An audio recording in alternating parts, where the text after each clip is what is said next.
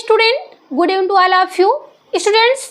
हम सभी जो है अपने होम साइंस की जो टीचिंग के लिए स्टूडेंट्स प्रिपरेशन कर रहे हैं, वो चाहे किसी भी स्टेट का है और इसके साथ ही साथ जो स्टेट का एग्ज़ाम होता है अपने होम साइंस से संबंधित, और फिर इसके साथ ही साथ कुछ स्टूडेंट है अपने जो आरपीएससी का यानी कि अदर स्टेट का, चाहे वो आरपीएससी हो, DSSB हो, बिहार स्टेट का हो, और फिर इसके साथ ही साथ नेट जेआरएफ के एग्ज़ाम तो एक बार हो चुका है, लेकिन आगे के प्रिपरेशन के लिए दिसंबर वाले एग्ज़ाम के लिए और इसके बाद असिस्टेंट प्रोफेसर की जो वैकेंसी है राजस्थान की, यहाँ पे जो जितने भी आपके टीचिंग के एग्ज़ाम हैं वो सभी एग्ज़ाम के लिए जो हम लोग अपना डिस्कस कर रहे हैं, सभी ब्रांच को एक एक करके सीक्वेंस से कवर कर रहे हैं। आप सबको टाइमिंग पता ही है, क्लास की टाइमिंग है शाम को 7 बजे, और किसी भी दिन अगर किसी भी कारणवश यानी कि टेक्निकल इशू अगर कोई हो जाता है या कोई भी प्रॉब्लम की वजह से अगर क्लास आपकी नहीं चल पाती है तो आपको जो टेलीग्राम पर जो है इन्फॉर्म कर दिया जाता है। टेलीग्राम से जुड़ने के लिए आप सभी को जो ज्योति एकेडमी जो चैनल है आपका ये यूट्यूब का, इसमें जो है आप चैनल को जब विजिट करते हैं यानी कि सर्च करने के बाद जो ये चैनल आपको मिलता है वहाँ पे आप क्लिक करते हैं तो आपको चैनल विजिट करने का ऑप्शन देता है। चैनल को विजिट करते हैं तो जहाँ पे चैनल के बारे में पूरा डिटेल्स में दिया गया होता है वहाँ पे ये सारी चीज़ें लिखी गई हैं, यानी कि कितने सब्सक्राइबर हैं, ये सारी चीज़ें भी आपको शो करके दिखाई देती हैं। तो वहाँ पे लिंक डाला गया है, वहाँ पे आपको टेलीग्राम का भी लिंक देखने को मिल जाएगा और व्हाट्सएप का चैनल जो है उसका भी लिंक देखने को मिल जाएगा। वहाँ से आप लोग जो है हमसे जो है पर्टिकुलरली जुड़ सकते हैं, यानी कोई भी स्टूडेंट है वो जुड़ सकता है और कोई भी इंफॉर्मेशन अगर है वहाँ पे आपको दी जाती है और क्लासेस भी कंटिन्यू आपको प्रोवाइड की जाती है। किसी भी टॉपिक से संबंधित कोई भी इम्पोर्टेंट अगर पॉइंट है उनसे संबंधित आपको पीडीएफ वगैरह भी उस पर प्रोवाइड किया जाता है। इसलिए सभी स्टूडेंट जो है चैनल को विजिट करके वहाँ से जा करके आप टेलीग्राम चैनल पे जुड़ जाइएगा, ठीक है। तो अपनी क्लास जो हम कंटिन्यू कर रहे हैं प्रेजेंट टाइम में टेक्सटाइल ब्रांच की, जैसे ये अपनी क्लास जो है कंटिन्यू जो चल रही है कवर होती है, इसके बाद इसके भी हम एक मैराथन क्लास लेकर आएंगे। इसलिए पहले आप जो क्लासेस चल रही है इसको कंटिन्यू आप पढ़ते रहिए, उसके बाद रिवाइज करने के लिए एक मैराथन क्लास आपको दे दी जाएगी। इसलिए आप लोग कंटिन्यूटी बनाए रहिए। तो चलिए आज की क्लास हम शुरुआत करते हैं। यहाँ पे जो है अपना हम कताई को पढ़े, कताई के बाद करघे वगैरह के बारे में पढ़ा हमने, वस्त्र का निर्माण किस प्रकार से किया जाएगा वो 3 विधियां हमने पढ़ा, जिसमें गूंथना था जिसकी इंग्लिश क्या थी, ब्रिडलिंग थी, उसके बाद नीटिंग है, वीविंग है। ये तीनों प्रोसेस जो था इसके द्वारा हमें कपड़े प्राप्त हो रहे थे। तो हमारे सिलेबस के अकॉर्डिंग जो एग्ज़ाम में बहुत ही ज़्यादा क्वेश्चंस पुटअप किया जाता है, हर बार पूछा जाता है, वो है अपना बुनाई यानी कि वीविंग के बारे में। वो जो वीविंग है उसका प्रकार भी आपको वर्गीकरण बताया गया था पिछली क्लास में। आज की क्लास में हम एक एक को सीक्वेंस से पढ़ते हुए आगे बढ़ेंगे। तो चलिए यहाँ पे हम देखते हैं कि जो बुनाई है हमारी, वीविंग है जिसकी इंग्लिश, उसे जो है 2 भागों में डिवाइड किया गया था। एक था सादी बुनाई और दूसरा था फैंसी बुनाई। सबसे पहले हम बात करेंगे अपनी सादी बुनाई की। तो सादी बुनाई में देखिएगा, हमने आपको ये भी बताया था बुनाई के वर्गीकरण करने से पहले, जब आप करघे के द्वारा बुनाई की प्रक्रियाएं, उनके चरण ये सब पढ़ रहे थे, तो ये यहाँ पे हमने बताया था आपको जो करघा जो है लूम है जिसके द्वारा ये कपड़े तैयार किए जाएंगे।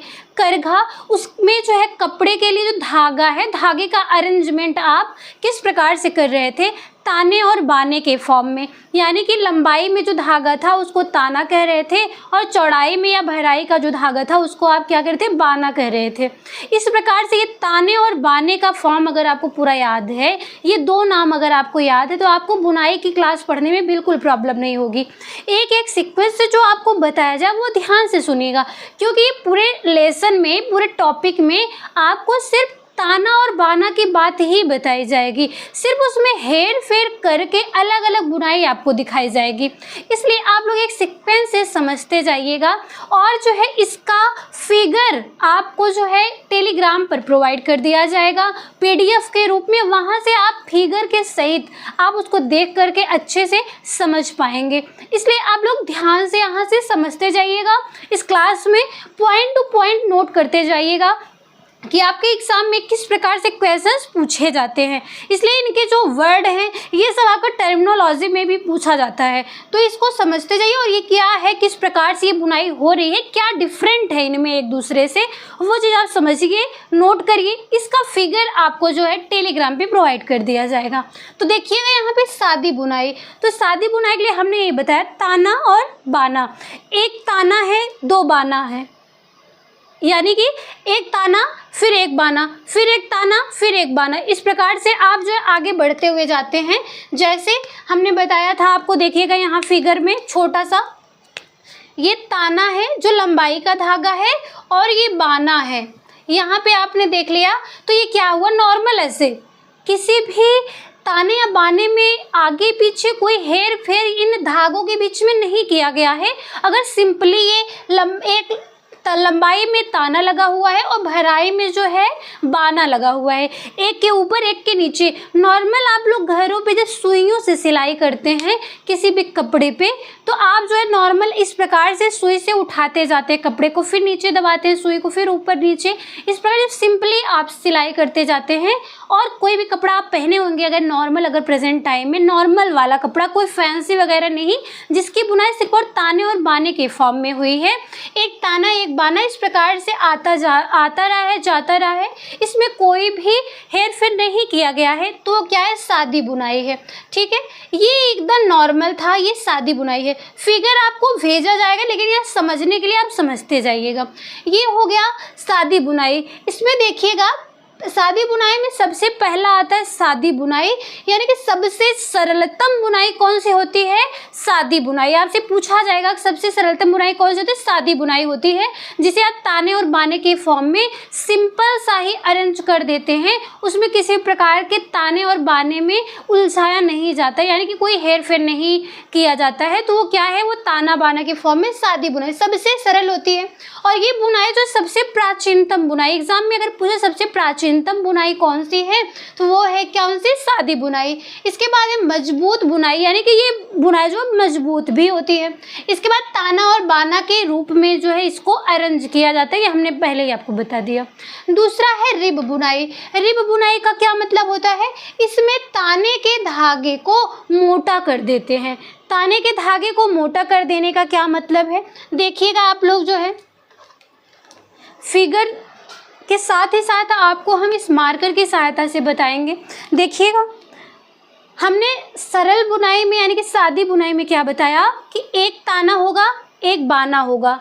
इसी प्रकार से ऐसा नहीं है कि इसी दोनों धागे से पूरे कपड़े की बुनाई हो जाएगी, ये सिर्फ एक फॉर्म बताया जा रहा है आपको। इस रूप में जो है आगे बढ़ता जाता है, एक सम एक विषम, ऐसे ऊपर नीचे सिंपल सी बुनाई हो रही है, वो सादी बुनाई है।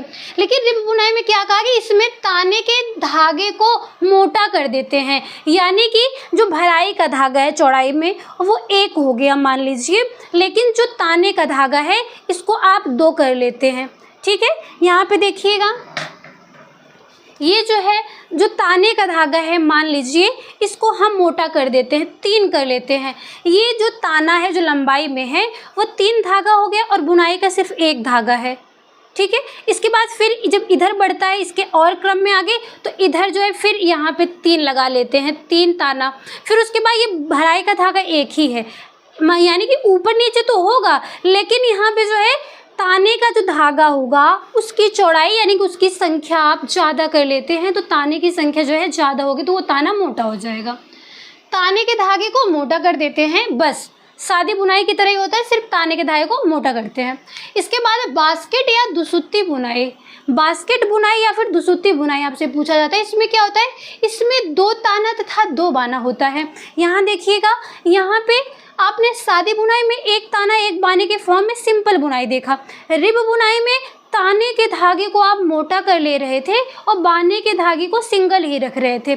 इसके बाद जब बास्केट बुनाई आती है तो इसमें 2 ताना है और 2 बाना है, इस प्रकार से इसकी बुनाई की जाती है, यानी कि दोनों बराबर होंगे। संख्या में 1 भी नहीं है, 2 हैं, लेकिन दोनों ही समान हैं, यानी कि ताने में भी 2 है और बाने में भी 2 है। इस प्रकार से फिर ये आगे बढ़ता जाता है, यानी कि जैसे जैसे आगे बुनाई का क्रम बढ़ता जाता है ये 2 ही रहेगा। इस प्रकार से पूरी बुनाई का क्रम पूरा किया जाता है। ठीक है, आगे देखिएगा ट्विल बुनाई। ट्विल बुनाई का क्या मतलब है इसमें देखिए, इसमें पहला ताना दूसरे ताने से दबा होता है। पहला ताना जो है वो दूसरे ताने से दबा होता है। देखिएगा यहाँ फिगर में ये जो ताना है देखिए, यानी कि ये इतना मोटा है, अगर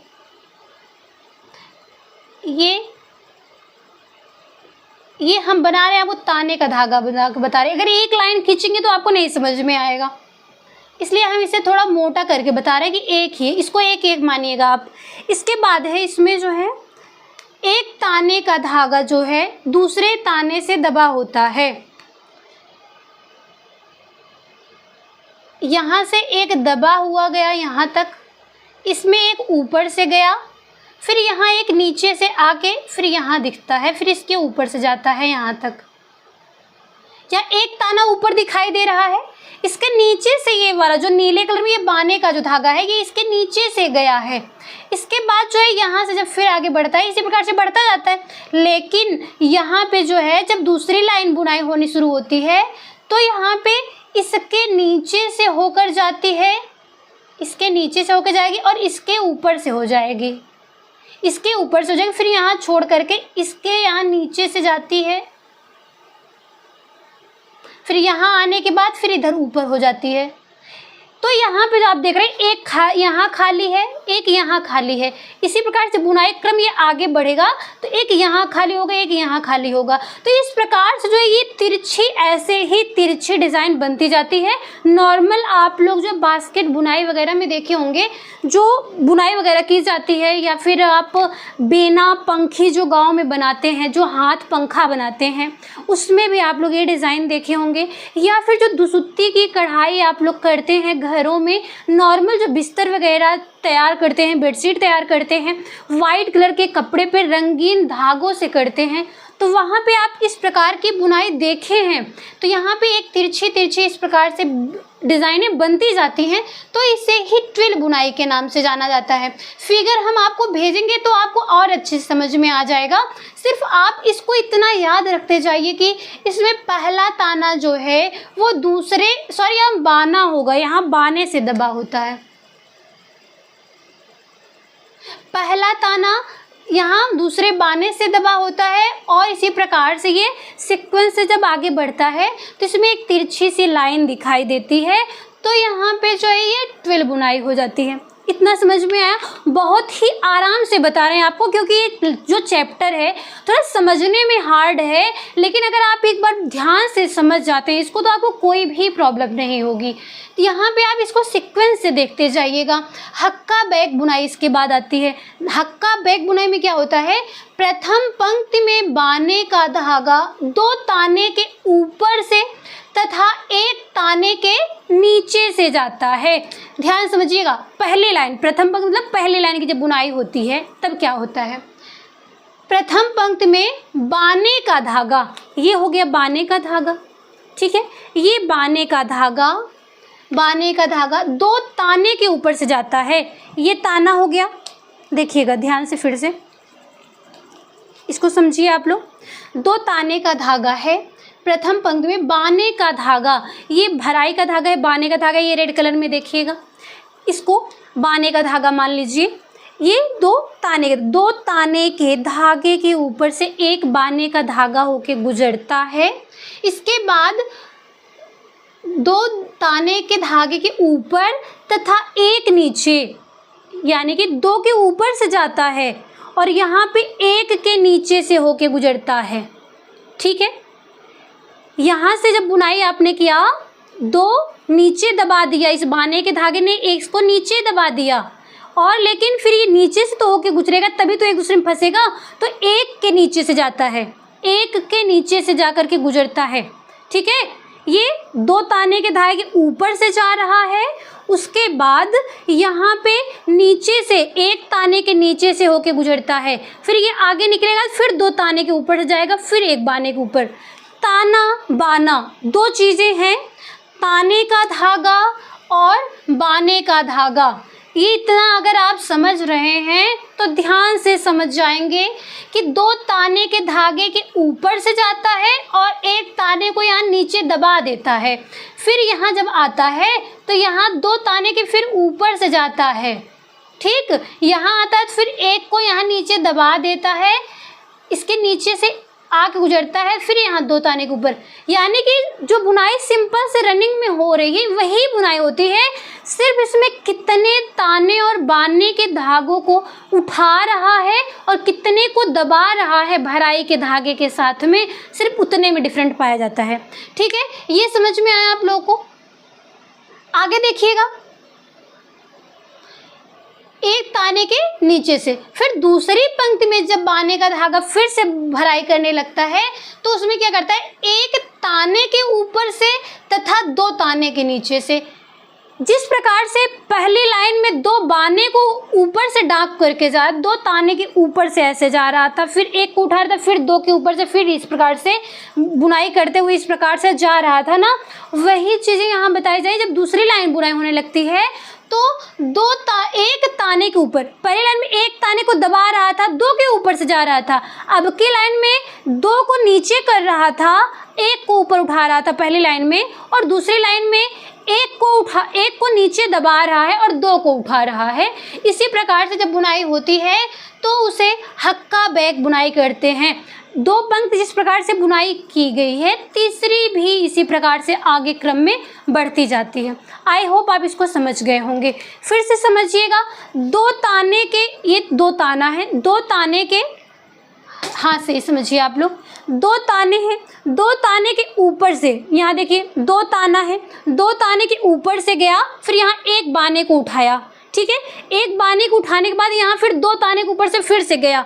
इस प्रकार जब बुनाई की प्रक्रिया आगे बढ़ती रहती है, यहाँ देखिएगा इस प्रकार से, ठीक है, यहाँ पे ये 2 ताने के ऊपर से गया, एक बाने के धागे नीचे से गया, फिर यहाँ 2 के ऊपर से गया, फिर अगली लाइन जब बुनाई करते हैं ना, फिर ये 2 को दबाता है, 2 को ऐसे 2 के नीचे से जाता है, ऊपर कर देता है और 1 को दबाता है, फिर 2 के ऊपर जाता है। इस प्रकार से ये बुनाई की प्रक्रिया आगे बढ़ती रहती है। इस प्रकार से अगर कोई भी कपड़ा बुना हुआ है, कोई भी दिख रहा है, वो हक्का बैक बुनाई कहलाएगी। इतना समझ में आया आप लोग को। आगे देखिएगा, सेटिन बुनाई या फिर साटिन बुनाई। आप लोग साटिन और सेटिन का कपड़ा सुने होंगे, तो दोनों में डिफरेंट क्या है। कपड़ा लंबाई में ताना, चौड़ाई में बाना, इस प्रकार से बना होता है। तो यहाँ पे इसकी स्पेलिंग में डिफरेंट देख लीजिएगा। सबसे पहले याद करने के लिए, सेटिन की स्पेलिंग है SATIN। कितने लेटर है इसमें, 1 2 3 4 5 लेटर है। सेटिन लिखने में 5 लेटर है। साटिन लिखने में इसमें देखिएगा SATEEN, इसमें 6 लेटर है, ठीक है। सेटिन में 5 है और साटिन में 6 है। जब भी एग्जाम में क्वेश्चंस पुटअप किया जाएगा आपसे साटिन और सेटिन से, तो आप इसकी स्पेलिंग इंग्लिश वाला जो क्वेश्चन का पोर्शन दिया गया तो पहले उस क्वेश्चन को इंग्लिश वाले में देख लीजिएगा कि स्पेलिंग साटिन लिखा है या सेटिन लिखा है। जहाँ भी ये 5 होगा वहाँ तानामुखी कहलाएगा।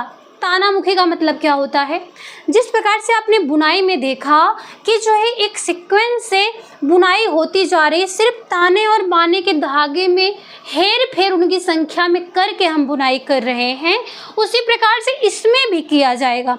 लेकिन डिफरेंट इसमें क्या है कि इसमें ताने का बहाव अधिक होता है, ठीक है। इसमें जो है ताने का बहाव अधिक होता है। यहाँ देख लीजिएगा, ये ताना है, ताने का बहाव अधिक होने का क्या मतलब है, इतना सारा ताने का धागा हो गया।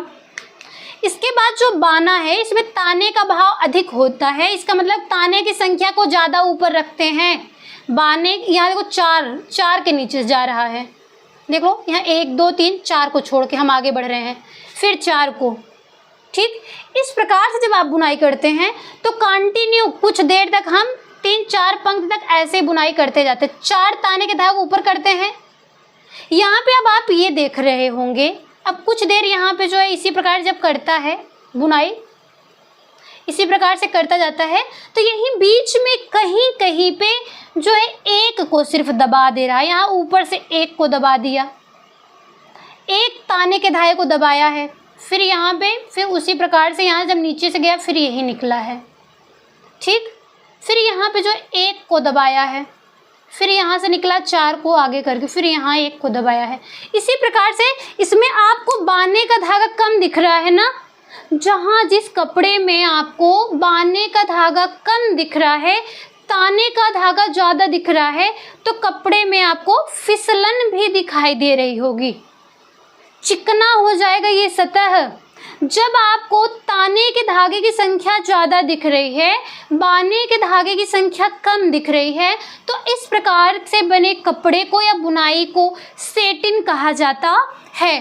सेटिन में ताना ज़्यादा दिखाई देता है, इसलिए इसी को तानामुखी भी कहते हैं। और इस प्रकार से जो बने हुए कपड़े होंगे उसमें आप फिसलन बहुत देखेंगे, ठीक है। इसके बाद है साटिन बुनाई। तो दोनों में सिर्फ इतना डिफरेंट है, जिस प्रकार से सेटिन में ताना ज़्यादा दिख रहा है, इसमें ऊपर से नीचे की तरफ, नीचे से ऊपर की तरफ फिसलन ज़्यादा दिख रही है, उसी प्रकार से जो है जब आप साटिन बुनाई पढ़ते हैं इसमें ताने का धागा कम दिखेगा, इसमें बाने का धागा ज़्यादा दिखने लगता है, ठीक है। यहाँ देखेंगे आप जो है बाने का धागा ज़्यादा दिख रहा है और ताने का धागा केवल कुछ ही दिख रहे हैं, देखिएगा।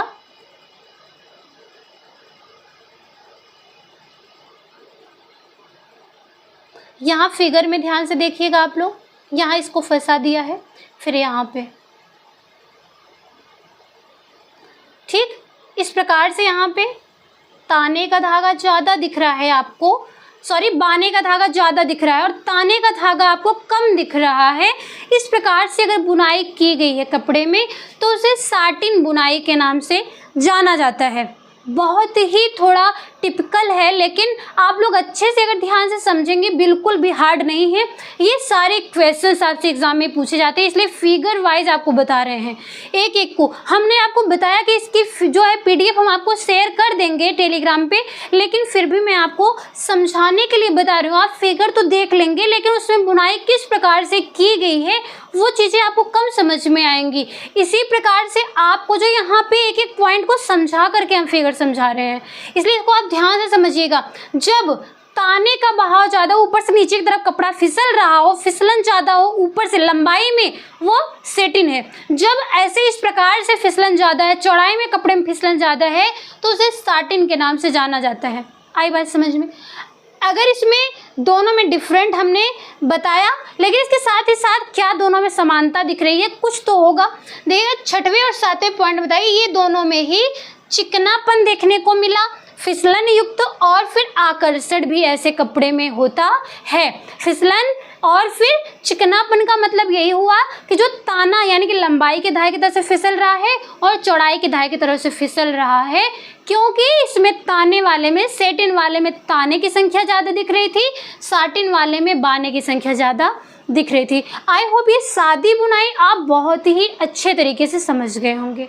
किसी भी स्टूडेंट को अगर कहीं पे भी प्रॉब्लम हो तो आप जो है कमेंट बॉक्स में ज़रूर लिख करके पूछ लीजिएगा, पूरी तरह से आपकी हेल्प की जाएगी, ठीक है। इतना समझने के बाद अब हम बात करेंगे अपनी फैंसी बुनाई की। यहाँ पे सादी बुनाई पूरी थी, जो धागा था वो सिंपल फॉर्म में लगा हुआ है, यानी कि ताने और बाने के फॉर्म में ही है, इसमें कुछ डिफरेंट नहीं किया गया है। सिर्फ डिफरेंट ये है कि कितने धागे को आप ऊपर उठा रहे हैं, कितने को दबा रहे हैं। इस प्रकार से जो आप बुनाई करते हुए जा रहे हैं भराई के धागे से, सिर्फ इतना ही डिफरेंट देख रहे हैं, ठीक है। आगे आप देखेंगे फैंसी बुनाई, इसमें फैशन की तरह कपड़े आपको दिखाई देंगे। किस प्रकार से आपको इसमें जो है डिफरेंट दिखाई देता है, कुछ आकर्षण उत्पन्न होता है। देखिएगा फैंसी बुनाई यानी कि जो फैशन में दिख रहे हैं कपड़े, उसमें आकर्षण और बढ़ाया जा रहा है। उसमें क्या चीज़ें देखने को मिलती हैं? सबसे पहले फैंसी बुनाई में पायल बुनाई आती है। पायल बुनाई में क्या होता है? आधार इसका सादी बुनाई का, यानी कि सादा एक कपड़ा आप ले लेते हैं, किसका? सादी बुनाई का। जो भी सादी बुनाई आपने पढ़ा, नॉर्मल ताने बाने वाला, ठीक है। सादी बुनाई के कपड़े को आप एक आधार मान लेते हैं और तीसरे धागे के प्रयोग से निश्चित अंतराल पर फंदे निकाल देते हैं। ठीक है, आप लोग स्वेटर पहनते हैं, स्वेटर देख रहे होंगे, रुमाल वगैरह देख रहे होंगे, तौलियाँ देख रहे होंगे, उसमें जो है एक लंबे लंबे से फर निकले हुए होते हैं। जिस प्रकार से बाल होते हैं, आपके स्किन पे हाथ में रोए निकले हुए होते हैं, सेम उसी प्रकार से जो है आपकी स्किन पे जिस प्रकार से रोए निकले हुए हैं, वैसे ही आप स्वेटर वगैरह भी देख रहे होंगे, रोए युक्त होते हैं। जैकेट आप लोग पहनते होंगे, जैकेट में अंदर की तरफ से जो अस्तर लगे होते हैं उसमें भी आप लोग देखते होंगे फर निकले हुए हैं, रोए की तरह निकले, उसको फर कहा जाता है। आप देखते होंगे जो सुंदर सुंदर से कुत्ते बिल्लियों के बच्चे आप लोग पालते हैं, उनके बाल कितने सॉफ्ट होते हैं, एकदम रोए के जो है उनके कितने सुंदर लगते हैं ना। ऐसे ही आप लोग वस्त्र भी तो देख रहे होंगे इस फैशन के दौर में। ठीक है, तो वो चीज़ क्या है, उसको पायल बुनाई के नाम से जाना जाता है। ऐसे वस्त्र अगर आप लोग देख रहे हैं, कंबल आदि देख रहे होंगे, इन सभी में जो आप बुनाई करते हैं तो उसे पायल बुनाई के नाम से जाना जाता है। लेकिन जो ये पायल बुनाई है इसमें भी कई प्रकार होते हैं। देखिएगा, ये 3 प्रकार का होता है। ठीक है, पहला है कट पायल, दूसरा अनकट पायल और तीसरा है पायल ऑन बोथ साइड। इसका क्या मतलब है? कट पायल पहले देखिएगा, कट पायल का मतलब है पायल यानी कि जो रेसे उसमें से धागे निकले हुए हैं, जब कट पायल यानी कि जब वो ऊपर से कटे हुए हैं, यानी कि एकदम नॉर्मल रोए के जैसे हैं, कटे हुए ऊपर से, कोई उसमें दोहराव नहीं है। ठीक, उसमें से कोई दोहराव नहीं, जिस प्रकार से एक कुछ देखते होंगे आप लोग इस प्रकार से जो है रोए खड़े हुए हैं कंबल इत्यादि में। लेकिन वही जो मोटी वाली तौलियाँ होती है, नहाने के बाद आप लोग उसको यूज करते हैं, मोटी तौलियाँ, तो उसमें जो फर निकले हुए होते हैं ना, उसमें जो है ये डबल इस प्रकार से जो है धागे उस पर इस प्रकार से ऐसे इस प्रकार से गोलाई में ऐसे रहते हैं। देखिएगा, कुछ में जो है इस प्रकार से रोए होते हैं, कुछ तौलियों में इस प्रकार से उभरे हुए होते हैं, ऊपर से इस प्रकार से दिखाई देते हैं, लेकिन कुछ में सिर्फ इस प्रकार से ही उभरा उभरा दिखाई देता है। तो ये जो है ऊपर से कटा हुआ जो है ना, इसको कट पायल के नाम से जानते हैं। और जो ये कटा नहीं हुआ है, इसी प्रकार से रोए की तरह निकला हुआ है, तो उसे अनकट पायल के नाम से जाना जाता है। तीसरा है payal on both side. Payal on both side का क्या मतलब है कि इसमें जो पायल निकला हुआ है वो वस्त्र में दोनों ही तरफ से है। वो रुमाल तौलिया जो आप लोग देखते हैं उसमें दोनों ही साइड पे होता है। कंबल आप लोग जो फैशन में देख रहे हैं उसमें भी जो फर निकले हुए हैं, मतलब सॉफ्ट वाला जो कंबल आता है उसमें दोनों ही साइड में देखते होंगे आप लोग के फर निकले हुए होते हैं। जैकेट आप देखते हैं, जैकेट में जो अंदर की तरफ से जो अस्तर लगा हुआ है, उस अस्तर में सिर्फ अंदर से अस्तर लगा है, अंदर से ही है रोए। और उसी प्रकार से आप जो कंबल देखते हैं तो उसमें कंबल में ऊपर नीचे उल्टा सीधा कुछ नहीं समझ में आ रहा है आपको, जो फैंसी वाला है उसमें दोनों ही तरफ पायल निकले हुए हैं। तो जिसमें दोनों तरफ से निकले हुए हैं पायल, उसको पायल ऑन बोथ साइड के अंतर्गत रखा जाता है, यानी कि पायल जिसमें दोनों तरफ से निकला हुआ। फैंसी वाला जो रुमाल आप लोग देखते होंगे सॉफ्ट सॉफ्ट सा रहता है, उसमें दोनों ही साइड से उसमें पायल निकली हुई होती है। कट पायल में जो उसकी पायल है वो कटी हुई है, अनकट में उसकी पायल कटी नहीं हुई है। पायल ऑन बोथ साइड का मतलब है जिसमें पायल दोनों ही तरफ, वस्त्र के आगे पीछे दोनों साइड में निकला हुआ है। एग्जाम में आपसे पूछा जाता है कि जो है कट पायल के अंतर्गत कौन से वस्त्र आते हैं, अनकट पायल या फिर पायल ऑन बोथ साइड, या फिर ऐसे पूछता है वेलवेट जो है किस प्रकार की बुनाई का कपड़ा है। तो अगर ऑप्शन में कट पायल दिया तो आप इसको सिलेक्ट करेंगे, अगर पायल दिया हुआ है तो आप उसको सिलेक्ट करेंगे। ठीक है, तो यहाँ पे जो वेलवेट है वो कट पायल है। दूसरा कार्डियल रॉय, एक कार्डियल रॉय कपड़ा है, ये जो है फैंसी कपड़ा, ये अनकट पायल है। इसमें जो है फर इसका कटा नहीं हुआ होता है। मोटी वाली तौलियाँ जो ज़्यादातर पुरुष वर्ग जो है धारण करते हैं, नहाने के बाद पानी वगैरह शरीर से पोंछने के लिए यूज करते हैं, उन सभी में आप देखते होंगे उसके जो तौलिया है उसे फर उसके कटे नहीं हुए होते हैं, उसे कार्डियल रॉय के नाम से जाना जाता है। इसके बाद रुमाल आप फैंसी वगैरह वाला सब देख रहे हैं, कंबल इत्यादि देख रहे हैं जिसमें दोनों ही तरह से फर लगे हुए हैं। इतना समझ में आया आप लोग को। आगे देखिएगा, डॉबी बुनाई। ठीक है, डॉबी बुनाई या फिर इसे चिड़िया की आँख वाली बुनाई कहते हैं। इसमें देखिएगा चिड़िया के आँख के समान डॉबी अटैचमेंट लगा हुआ होता है, यानी कि जैसे चिड़िया की आँख होती है उसी प्रकार से वो फिगर जो यानी कि कपड़े पे कढ़ाई या बुनाई की गई होती है, उस बुनाई में ही आपको ऐसा लगेगा कि चिड़िया की आँख बनाई गई है। इसी प्रकार का उसमें अटैचमेंट लगा करके, डॉबी अटैचमेंट लगा करके उस वस्त्र को तैयार किया जाता है। और जो अटैचमेंट उसमें लगाया जाता है, जो भी उसमें बुनाई के बाद जो फिगर आपको दिखाई देता है, वो जो है ज्यामितीय होती है। ज्यामितीय का मतलब खंड खंड में ही, लाइनिंग में ही चित्र दिखाई देता है। आप लोग कुत्ते बिल्लियों के फिगर जो है कभी कभी मोबाइल फ़ोन वगैरह में देखे होंगे, या फिर घरों में आप पर्दे वगैरह देखते होंगे, जैसे जो दुसुत्ती पे कढ़ाई किया गया है, उसमें एकदम गोलाई में शेप ना दे करके जब आप देखते होंगे कि एक लाइन में बस आकार बना दिया गया है कि इस प्रकार से कुत्ते बिल्लियाँ या फिर कोई भी जानवर या फिर कोई भी कृष्ण भगवान की जो है फिगर या फिर वेलकम लिखा हुआ है, हथेली वगैरह बनाई हुई है, तो एकदम सेम टू सेम इस प्रकार से गोलाई ना दे करके जब कहीं कहीं पे खंड खंड में आपको सीधी या टेढ़ी लाइन में, ऐसे लाइन में सीधी लाइन में जब कोई फिगर दिखाई देता है, जैसे आपको अगर पत्ती बनानी है तो इस प्रकार से आप ऐसे गोलाई दे करके नहीं बना रहे हैं, बल्कि यहाँ पे जो है आप उसका एक शेप दे करके इस प्रकार से बनाते हैं। ठीक, यहाँ पे इस प्रकार से, यानी कुछ भी आप शेप दे रहे हैं लेकिन इसमें कहीं गोलाई नहीं है, यहाँ लाइन खींची गई हुई है। ठीक है, जैसे यहाँ पे देखिएगा आपको यस बनाना है, देखिए यस बनाना है, सिंपल सा देखिएगा, पत्ती को मिटा देते हैं, आप लोग यस देखिए कैसे बनाया जाता है। यस आप कई तरीके से बनाते हैं ना, देखिएगा आप डिज़ाइन में यस बना रहे हैं, सिंपल अगर बना रहे हैं तो ऐसे बना दिए सिंपल में, लेकिन वहीं पे आप कभी कभी यस जो है कहीं पे फिगर वगैरह बनाते हैं कढ़ाई वगैरह में, तो इस प्रकार से भी लिख करके बना देते हैं। ठीक है, या फिर जो है आप जब इसी यस को ही देखिएगा,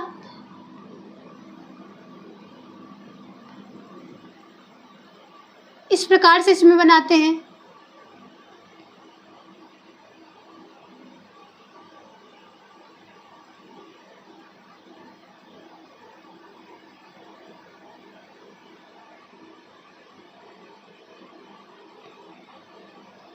यहाँ पे देखिएगा आप लोग फिगर में कई डिजाइन से आप बना रहे हैं, लेकिन यहाँ पे जो आप गोलाई दिए हुए नीचे और ऊपर, यहाँ पे आप गोलाई नहीं देंगे, सिर्फ और सिर्फ ऐसे बुनाई कर रहे हैं।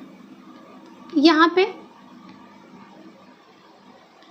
इस प्रकार से कर दे रहे हैं, तो दोनों में क्या देखा आपने, जहाँ पे ये गोलाई नहीं सिर्फ लाइन में कढ़ाइयाँ की गई हुई हैं कपड़े में, तो ये क्या हो जाएगा, ये जो है ज्यामितीय फिगर कहलाता है। इतना समझ में आया आप लोग को?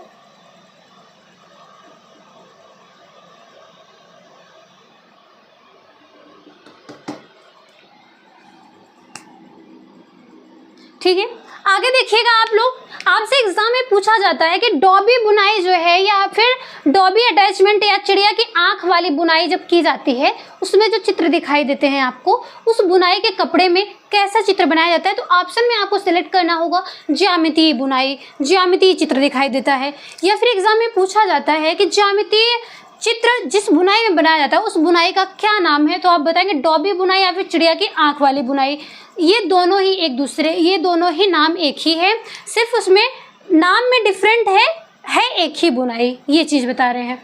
आगे है डबल क्लॉथ बुनाई। डबल क्लॉथ बुनाई क्या मतलब है कि दो कपड़े एक साथ बुने गए हुए होते हैं, सिर्फ जो है एक तीसरे धागे की मदद से इनको साइड से किनारों से ही जोड़ करके काम किया जाता है, उनको फंसा दिया जाता है आपस में। आप लोग ऐसे कपड़े देखे होंगे।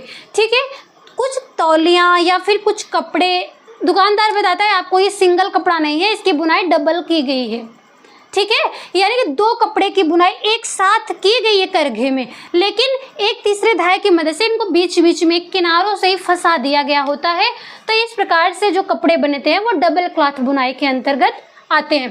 तीसरा है क्रिप बुनाई। क्रिप बुनाई का मतलब होता है कि ऐंठन युक्त ऐसा कोई धागा है, पिछले टॉपिक में हमने आपको बताया कि जो है ऐंठन दी जाती है धागे में, ऐसा कोई धागा है जिसे बहुत सारे ऐंठन दिए हुए हैं, उस ऐंठन में जो है जो दिया गया है ऐंठन युक्त, तो बहुत ही कड़ा हो जाता है ना। ऐसे कोई धागा बना रहे हैं आप जिसमें आप घुमाव देते समय, स्पिनिंग कताई करते समय बहुत ही ज़्यादा आप ऐंठन दे रहे हैं, वो धागा जो है क्रेप धागा कहलाता है। और इस प्रकार के धागे से जो बने हुए वस्त्र होते हैं, इनकी जो बुनाई है वो क्रेप बुनाई के नाम से जानी जाती है। देखिए, क्रेप बुनाई अधिक ऐंठन युक्त धागे से की जाती है, इसलिए इसकी जो सतह है वो खुरदरी व झुर्रीदार हो जाती है। ठीक है, आगे देखेंगे लिनो या गाज बुनाई। आप लोगों को चोट वगैरह लगी होगी कभी, तो आप लोग देखे होंगे हॉस्पिटल वगैरह में बैंडेज वगैरह का प्रयोग किया जाता है, पट्टियाँ नॉर्मल जिसको आप बोलते हैं सफ़ेद कलर में। तो उसमें आप क्या देखते हैं कि एकदम जालीदार सा वो होता है पट्टी, और उसमें जो है धागा एक दूसरे में जो फंसाया गया हुआ है वो किस प्रकार की बुनाई की गई, उसे लिनो या गाज बुनाई के नाम से जानते हैं। देखिएगा, इसमें दो ताने के धागे आपस में उलझे हुए होते हैं। आप कभी डीएनए की संरचना पढ़े हुए होंगे, तो डीएनए की संरचना आपको इस प्रकार से दिखाई देती है, ठीक इस प्रकार से। तो इसी प्रकार से सेम टू सेम आपको जो है लिनो बुनाई भी देखने को मिलती है। तो यहाँ पे आपने एक ये देखा और एक ये ऑप्शन देखा, बीच में यहाँ पे होल देखा है और यहाँ पे देखा, तो इसके बीच में से ही आपको बाने के धागे को इधर से गुजारा जाता है। ठीक, इसी प्रकार से बुनाई की गई होती है। और इसके जो बीच में ये जो ऑप्शन इसमें दिख रहा है बीच में से धागे को डालने के लिए, इसी के बीच में से होके बाने के धागे को निकालते हैं, और इस प्रकार से जब उसमें बुनाई की जाती है कपड़ा बहुत ही मजबूत हो जाता है। और मजबूत होने के साथ ही साथ इसमें 8 के आकार की संरचना बनती है और कपड़ा जो है जालीदार बनता है। ठीक है, ये हो गया आपका जो है क्या कौन सी बुनाई, लिनो या गाज बुनाई के नाम से जाना जाता है। इसकी संरचना पूछा जाता है कि लिनो या गाज बुनाई में किस प्रकार की संरचना बनती है। वो संरचना जो है 8 के आकार की होती है। गिनती जो है, जो नंबर है उसके 8 के आकार का होता है। जिस प्रकार से 8 में 8 बनाने में 2 गोले दिख रहे हैं इस ऊपर और नीचे, इसी प्रकार से इसमें बुनाई करते वक्त भी 2 गोले हमको दिखाई देते हैं। जो गोले की तरह इसमें संरचना दिखाई, इसके बीच में से ही बाने के धागे को, जो चौड़ाई का धागा है उसको गुजारा जाता है। फिर जो वस्त्र तैयार होता है या फिर जो भी वस्तु तैयार होती है, वस्त्र तैयार होते हैं, उसे लिनो या गाज बुनाई के नाम से जाना जाता है। इसके बाद जैकार्ड बुनाई। जैकार्ड बुनाई आपसे पूछा जाता है कि जैकार्ड बुनाई का प्रयोग सर्वप्रथम किसने किया। जैकार्ड एक लूम का नाम है, यानी करघे का नाम है। उस करघे को जिस व्यक्ति ने बनाया था उसका नाम है जोसेफ मैरी जैकार्ड। इन्होंने अपने नाम से ही इस बुनाई का नाम और करघे का नाम रखा। जब इन्होंने उस करघे को बनाया तो उस व्यक्ति का क्या नाम है, जोसेफ मैरी जैकार्ड। तो उस करघे का नाम जैकार्ड रखा, और उससे बनाए जाने वाले जो वस्त्र हैं, जो बुनाई का कार्य किया जा रहा है, इस प्रकार से तैयार बुनाई के वस्त्रों को जैकार्ड बुनाई के नाम से जाना जाता है। ये फ्रांस के रहने वाले 1801 में इन्होंने जैकार्ड जो लूम है उसको बनाया था, करघे को बनाया था। इसमें जो है अत्यंत ऊंचा ये जो मशीन है, जो जैकार्ड लूम में करघा, ये बहुत ही बड़ा है और हार्नेस की संख्या जो है इसमें अधिक होती है। हार्नेस क्या था, जिसकी मदद से आप लोग जो है, आपको पिछले टॉपिक में आपको बताया गया करघे में कि जो इसका मशीन हम बता रहे थे उसमें बताए थे कि हार्नेस के ऊपर से बाने का जो धागा है वो लपेटा गया हुआ होता है, जो इस वस्त्र को ऊपर नीचे कर रहे थे, धागे को ऊपर नीचे कर रहे थे, फिर बुनाई की प्रक्रिया की जा रही थी। इसमें भी जो है सिंपल से सादी बुनाई की जैसे ये बुनाई होती है, लेकिन डिज़ाइन वगैरह बनाने के लिए अतिरिक्त धागे का प्रयोग किया जाता है और उसको बीच बीच में से कट कर दिया जाता है। सादी बुनाई की तरह ही इसमें भी बुनाई की गई होती है। जैकार्ड बुनाई में, इसको आप नोट कर लीजिएगा, जैकार्ड बुनाई के जो कपड़े हैं उनकी भी जो बुनाई की जाती है वो सादी बुनाई का ही आधार रहता है, लेकिन इसमें डिज़ाइन बनाने के लिए जो है बुनाई में आप लोग क्या करते हैं, या मशीन जो जैकार्ड वो क्या करती है, इसमें ढेर सारे हार्नेस लगे हुए होते हैं। उस हार्नेस की मदद से आप धागे को ऊपर नीचे करके हार्नेस को जो है, हार्नेस की मदद से उसमें अलग अलग धागे के प्रयोग से डिज़ाइन बनाते हैं और पीछे की साइड से उस धागे को बीच बीच में काट देते हैं। एग्जाम्पल देख लीजिएगा, अच्छे समझ में आ जाएगा। बनारसी कपड़ा या बनारसी जो है दुपट्टे आदि आप देखे होंगे कि ऊपर से साड़ी बहुत ही सुंदर लग रही है और पीछे से पलटते हैं आप लोग जब उसको, तो धागे बीच में से सब कटे हुए हैं, लेकिन वो जल्दी निकलता तो नहीं है। सादी बुनाई की तरह उसको एक में जड़ दिया गया है, कंघी की प्रक्रिया करके एक दूसरे से धागे को सटा दिया गया, वो निकलेगा नहीं, लेकिन पीछे की साइड से उसको डिज़ाइनों को बीच बीच में काटा गया है। तो इसमें जो है छोटे छोटे हरनेसों का प्रयोग किया जाता है, जिसके मदद से ये बुनाई की जाती है। और ये करघा जिससे बुनाई की जा रही है, ये कौन सा करघा है? जैकार्ड करघा है। और उस करघे से बने हुए जो कपड़े हैं, जो बुनाई है, वो जैकार्ड बुनाई कही जाती है।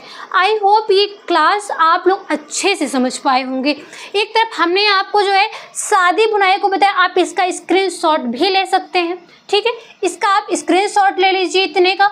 और फिर इसके बाद आप लोग जो है ये जो फैंसी बुनाई है, इसका भी आप लोग पूरा जो है स्क्रीनशॉट ले सकते हैं। इसको आप लोग एकदम अच्छे से समझ लीजिएगा। एक बार ना समझ में आए, 2-3 बार आप इसको देखिएगा, लेकिन ज़रूर इसको पढ़िएगा आप लोग, क्योंकि बहुत ही इम्पोर्टेंट टॉपिक है।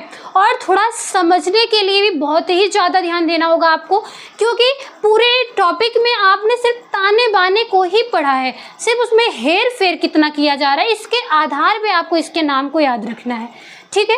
आज की क्लास आई होप आप अच्छे से समझ पाए होंगे। लेकिन अगर फिर भी आपको नहीं समझ में आया किसी भी पॉइंट पे, आप लोग जो कमेंट बॉक्स में ज़रूर कमेंट करिएगा, वहाँ पे आपको जो समझाया जाएगा।